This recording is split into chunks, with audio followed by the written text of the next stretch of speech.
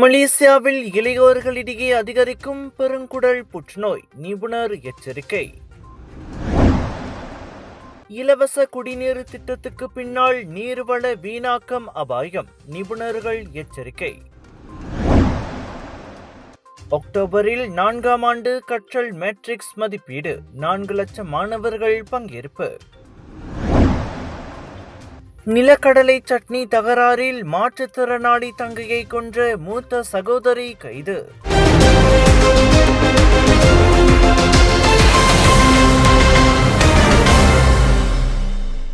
நாட்டின் கல்வித்துறையில் புதிய மாற்றமாக வரும் அக்டோபரில் நடைபெறவுள்ள 4ஆம் ஆண்டு கற்றல் மேட்ரிக்ஸ் மதிப்பீட்டு தேர்வில் நாடு முழுவதும் சுமார் 4 லட்சம் 4ஆம் ஆண்டு மாணவர்கள் பங்கேற்க உள்ளனர்.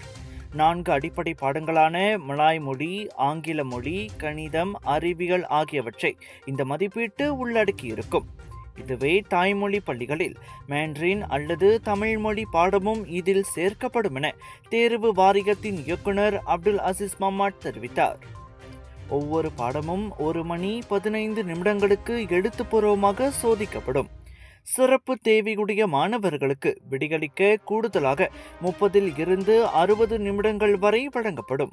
இந்த மதிப்பீட்டில் அமர அனைத்து 4ஆம் ஆண்டு மாணவர்களும் பதிவு செய்யப்படுவதை பள்ளிகள் உறுதி செய்ய வேண்டுமென அசீஸ் மேலும் கூறினார். மாணவர்களின் கற்றல் திறனை முறைப்படுத்தவும் அடிப்படை பாடங்களில் அவர்களின் புரிதலை வலுப்படுத்தவும் இந்த மேட்ரிக்ஸ் மதிப்பீடு இவ்வாண்டு அறிமுகம் செய்யப்பட்டுள்ளது. இது வெறும் தேர்வு மட்டுமல்ல, அடுத்த கட்ட கல்விக்கு தேவையான அடித்தளத்தை உருவாக்குவதற்கான ஒரு முக்கிய முயற்சியாக கல்வி அமைச்சு கருதுகிறது. மக்களே, கலர்ஸ் ஆஃப் இந்தியாவின் பிரம்மாண்டத்தின் உச்சம் northern international Indian expo KHTP sports complex mall, Kulim hitech park, Kulim கிடாவில் ஜூலை 1 தொடங்கி 5 வரை 100க்கும் அதிகமான பூத்களில் 10 ஃபெஸ்டிவல்ஸ், லட்சக்கணக்கான பொருட்கள், ஷாப்பிங் ஃபெஸ்டிவல், ஃபுட் ஃபெஸ்டிவல், ஆட்டம் பாட்டம் கொண்டாட்டம் என அனைத்தும் ஒரே இடத்தில் திரண்டு வாருங்கள். KHTP sports complex hall, Kulim hitech park, Kulim கடா.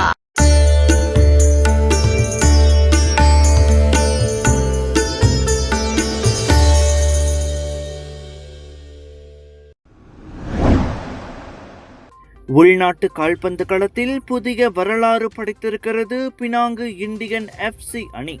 16 வயதுக்கு கீழ்ப்பட்ட பெண்களுக்காக மலேசிய கால்பந்து சங்கமான FAM ஏற்பாட்டில் நடைபெற்ற லீகா புத்துரி கிண்ண கால்பந்து போட்டியின் இறுதி ஆட்டத்தில் பெர்லிமா யுனைடெட் FC அணியை 3-2 என்ற கோல் கணக்கில் வீழ்த்தி பினாங்கு இந்தியன் FC சாம்பியன் பட்டத்தை வென்று சாதனை படைத்துள்ளது. ஜூன் 28ஆம் தேதி கலானா ஜெயா PKNS அரங்கில் நடைபெற்ற இந்த விறுவிறுப்பான இறுதி ஆட்டத்தில் இரு அணிகளும் சம பலத்துடன் மோதின. கூடுதல் நேரத்தில் கிடைத்த பெனால்டி வாய்ப்பை சரியாக பயன்படுத்திய பினாங்கு இந்தியன் FC வெற்றி கிண்ணத்தை கைப்பற்றியது. இந்த வெற்றியின் மூலம் பினாங்கு இந்தியன் FC அணிக்கு சாம்பியன் கிண்ணத்துடன் 5000 ரிங்கிட் ரொக்க பரிசும் வழங்கப்பட்டது. 2ஆம் இடத்தை பிடித்த பெர்லிமா யுனைடெட் FC அணிக்கு 3000 ரிங்கிட் பரிசாக வழங்கப்பட்டது.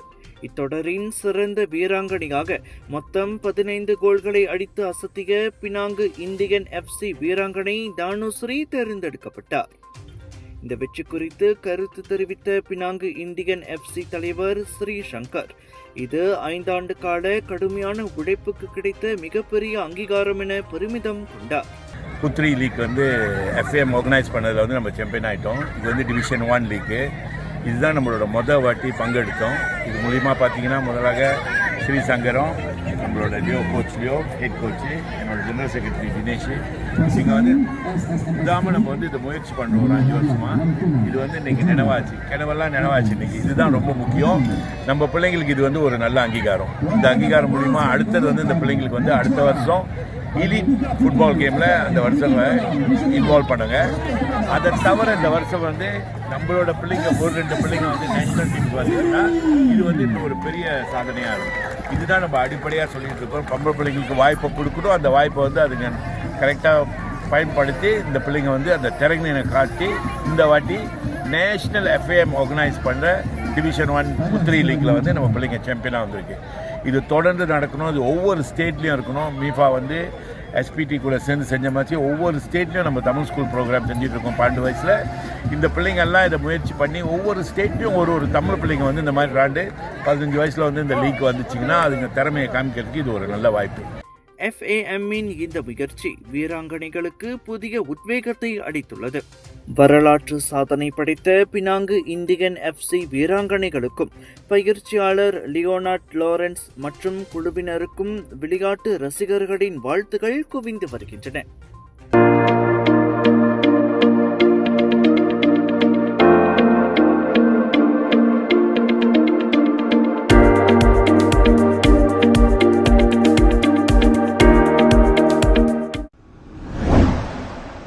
சிரம்பான் ஸ்ரீ மகாராஜ ராஜேஸ்வரர் தேவஸ்தானத்தில் மிகவும் கோலாகலமாக சப்தமூர்த்திகள் தேர் திருவிழா நடைபெற்றது. கோவில் நிர்வாகத்தின் அழைப்பின் பேரில் மஹிமா எனப்படும் மலேசிய இந்து ஆலயங்கள் மற்றும் இந்து அமைப்புகள் பேரவையின் தலைவர் டத்து என் சிவகுமார் இந்த சிறப்பு பிரார்த்தனை விழாவில் பக்தர்களுடன் கலந்து கொண்டு இறைவனின் அருளை பெற்றார். இந்து கலாச்சாரம் மற்றும் ஆன்மீக பாரம்பரியத்தை பறைசாற்றும் வகையில் அமைந்த இந்த 7 தேர்களின் அணிவகுப்பு பக்தர்களை மெய்சிலிர்க்க வைத்தது.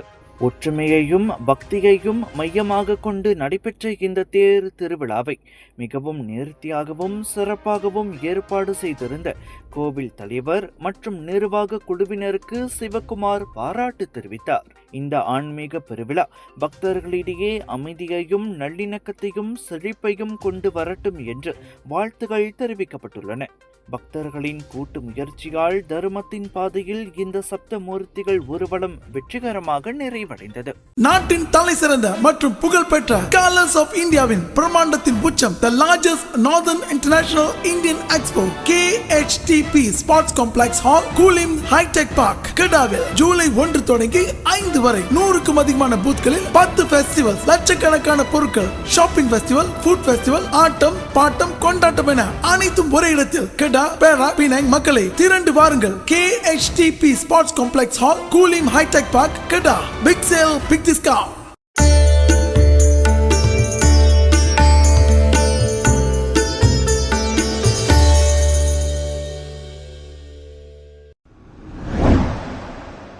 மலேசியாவில் பெருங்குடல் புற்றுநோய் பாதிப்பு அதிகரித்து வருவது கவலையளிப்பதாக தேசிய புற்றுநோய் சங்கம் தெரிவித்துள்ளது. அதிர்ச்சிகரமான தகவல் என்னவென்றால் இதில் 11 விழுக்காட்டு பாதிப்பு 40 வயதுக்குட்பட்ட இளைஞர்களிடமே காணப்படுவதாக அச்சங்கத்தின் தலைவர் பேராசிரியர் டாக்டர் M முரளிதரன் கூறினார். இவர்கள் பெரும்பாலும் நோய் முற்றிய நிலையில், அதாவது 3ஆம் அல்லது 4ஆம் கட்டத்தில்தான் கண்டறியப்படுகிறார்கள். மலேசியர்களை தாக்கும் புற்றுநோய்களில் பெருங்குடல் புற்றுநோய் தற்போது 2வது இடத்தில் உள்ளது. கடந்த 2017 முதல் 2021 வரையிலான காலகட்டத்தில் மட்டுமே இந்த நோயால் பாதிக்கப்பட்டவர்களின் எண்ணிக்கை சுமார் 24,000ஆக உயர்ந்துள்ளது என முரளிதரன் சொன்னார். மோசமான உணவு பழக்கம், உடல் உழைப்பு இல்லாதது, உடல் பருமன் மற்றும் புகைப்பிடித்தல் போன்றவை இதன் முக்கிய காரணங்களாக கருதப்படுகின்றன. எனவே 40 வயதுக்கு மேற்பட்டவர்கள் கட்டாயம் ஆண்டுதோறும் சுகாதார பரிசோதனை செய்து கொள்ள வேண்டும். அறிகுறிகள் இல்லை என்றாலும் முன்கூட்டியே கண்டறிவதே உயிரை காக்கும் சிறந்தபடி. ஆரோக்கியமான உணவுகளை உட்கொண்டு உடற்பயிற்சிகளை மேற்கொள்வதை அனைவரும் உறுதி செய்வோம் என்றார் அவர்.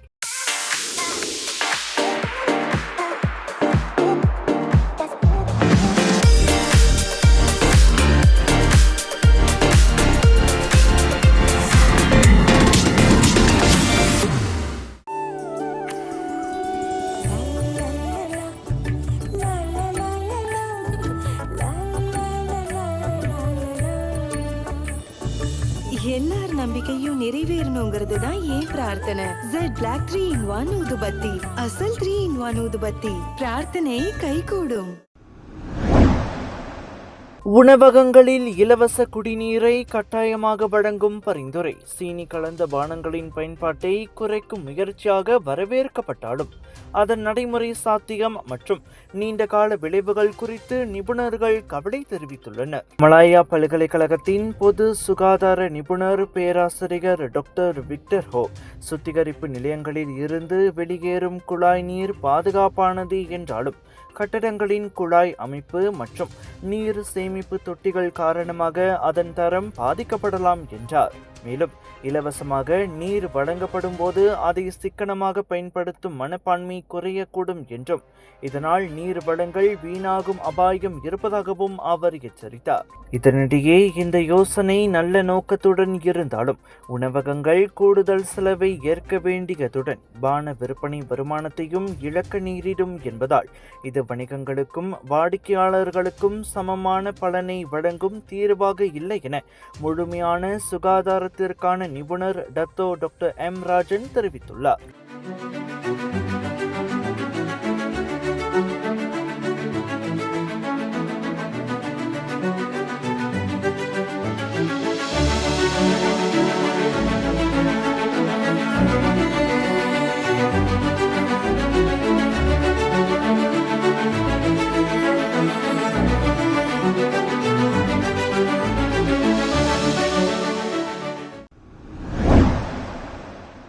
வணக்கம் மேக்ஸ், உங்கள் புதிய OTT உலகம். எல்லா வகை தகவலும் பொழுதுபோக்கும் ஒரே இடத்தில். குறைந்த விலையில் நிறைந்த அனுபவம். இப்போது 2 மாதங்களுக்கு இலவச சந்தா. வணக்கம் மேக்ஸ், உங்கள் பொழுதுபோக்கின் புதிய முகவரி. இந்தோனேசியாவில் நிகழ்ந்த அதிர்ச்சிகரமான சம்பவத்தில் உணவு தகராறு காரணமாக மூத்த சகோதரி தனது மாற்றுத்திறனாளி தங்கையை கொலை செய்துள்ளது பெரும் பரபரப்பை ஏற்படுத்தியுள்ளது. 47 வயதான மனநலம் பாதிக்கப்பட்ட சௌரிகா என்பவர் தனது 61 வயது மூத்த சகோதரி சுப்பரணி என்பவரால் அடித்துக் கொல்லப்பட்டுள்ளார். வெறும் 1 கிலோ பிச்சால் எனப்படும் நிலக்கடலை சட்னியை தங்கை சாப்பிட்டு முடித்ததால் ஆத்திரமடைந்த அக்காள் அவரை கொடூரமாக தாக்கியுள்ளார். கைகளாலும் துடைப்பு கட்டையாலும் தாக்கி சுவரில் தலை மோதியதில் தங்கை பரிதாபமாக உயிரிழந்தார். இதனை சாதாரண விபத்து என்று மறைக்க முயன்ற அக்காள் போலீசின் தீவிர விசாரணையில் சிக்கினார். கடந்த சில காலங்களாகவே தங்கையின் நடத்தையால் விரக்தியில் இருந்ததாக அக்காள் வாக்குமூலம் அளித்துள்ளார். மனநலம் பாதிக்கப்பட்டவர்களை கையாள்வதில் உள்ள சவால்களும் குடும்பத்தினரிடையே நிலவும் பொறுமையின்மையும் இத்தகைய விபரீதங்களுக்கு இட்டுச் செல்வதாக போலீஸ் கூறியுள்ள நிலையில் இந்த சம்பவம் உள்ளூரில் பெரும் அதிர்வலைகளை ஏற்படுத்தியுள்ளது.